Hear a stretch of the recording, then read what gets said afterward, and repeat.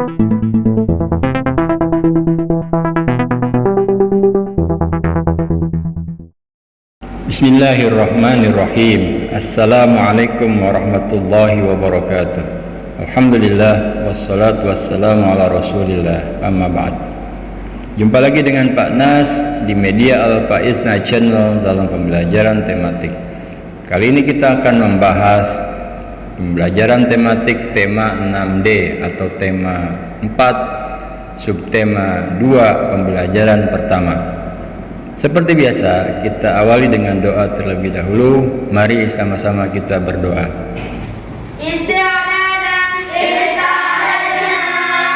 Jika berdoa, jangan diangkat kepala dikumpulkan nanti diucapkan. Berdoa dimulai. Bismillahirrahmanirrahim. Raditu billahi rabba wa bil islami dina wa bi Muhammadin nabiyyan wa rasulah. Rabbi zidni ilma warzuqni fahma. Allahumma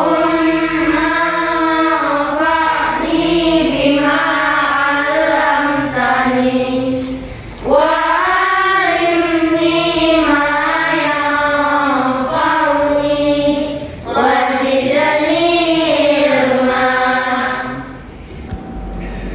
Pada pembelajaran pertama ini, kita akan mempelajari yang pertama, menjelaskan peran Indonesia dalam kerjasama di bidang politik dan dalam lingkup ASEAN. Kedua, menggali informasi penting dalam teks eksplanasi secara lisan. Dan ketiga, menjelaskan cara menghemat energi listrik. Pada poin pertama, kehidupan masyarakat modern pada masa globalisasi saat ini mendorong terjadinya kerjasama antar negara. Kerjasama dengan bangsa lain dalam bentuk hubungan internasional pun diperlukan. Salah satu bentuk kerjasama internasional adalah kerjasama di bidang politik. Apa saja sih manfaat kerjasama antar negara di bidang politik? Mari kita sama-sama membahasnya. Menjelaskan peran Indonesia dalam kerjasama di bidang politik dalam lingkup ASEAN. Negara-negara ASEAN juga menjalin hubungan dan kerjasama di bidang politik. Salah satu bentuk dari kerjasama tersebut adalah dibentuknya Organisasi Masyarakat Politik Keamanan ASEAN atau APSC. Tujuan dibentuknya APSC adalah untuk mempercepat kerjasama di bidang politik dan keamanan ASEAN sehingga perdamaian di kawasan Asia Tenggara dapat diwujudkan. Adapun bentuk kerjasama yang dilakukan APSC antara lain adalah A. Menciptakan pemerintah yang baik dengan prinsip-prinsip demokrasi untuk memajukan kedamaian kawasan Asia Tenggara. B. Mendorong kemajuan kerjasama di bidang maritim ASEAN. C. Melakukan deklarasi ZOPAN atau perjanjian kawasan damai, bebas, dan netral dari pengaruh negara di luar ASEAN. D. Menjalin kerjasama dengan negara-negara di luar ASEAN. E. Meningkatkan kekuatan ASEAN dengan mempererat hubungan dan mengurangi perselisihan. F. Penandatanganan perjanjian persahabatan dan kerjasama sebagai upaya ASEAN untuk mempertahankan perdamaian dan keamanan regional. Sebagai salah satu pendiri ASEAN, Indonesia berperan dalam beberapa kerjasama antar anggota ASEAN, khususnya dalam bidang politik. Misalnya, Indonesia berperan aktif menjadi penengah dan memfasilitasi dalam penyelesaian konflik beberapa negara. Selain menjadi penengah pihak berkonflik, Indonesia juga berperan dalam pembentukan Komunitas Keamanan ASEAN atau ASC. Berikutnya adalah menggali informasi penting dalam teks eksplanasi secara lisan.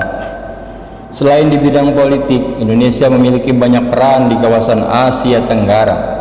Salah satunya adalah usulan bahasa Indonesia sebagai bahasa resmi ASEAN. Untuk menggali informasi dari teks eksplanasi lisan, perhatikan hal-hal berikut. Yang pertama, dengarkan teks dengan seksama yang dibacakan. Kedua, catat informasi penting dari setiap paragraf.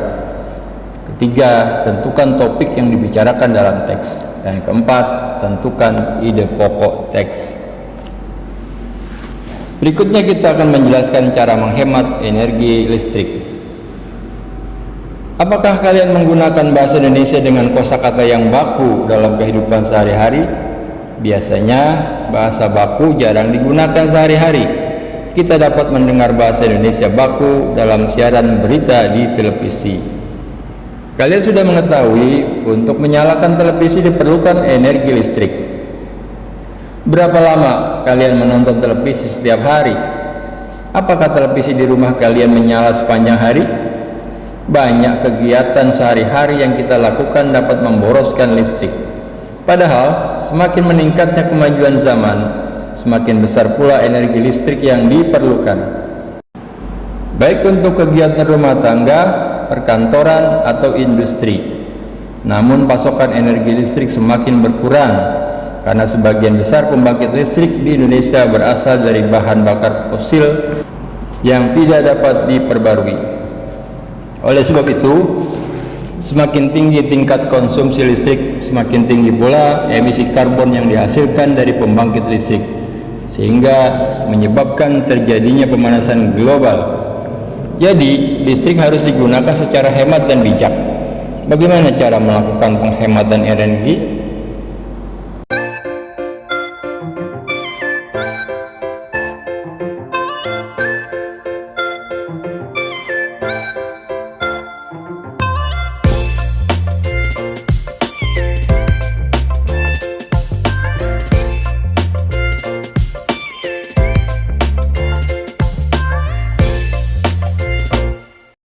Pak Anas kira cukup untuk pembelajaran kita kali ini.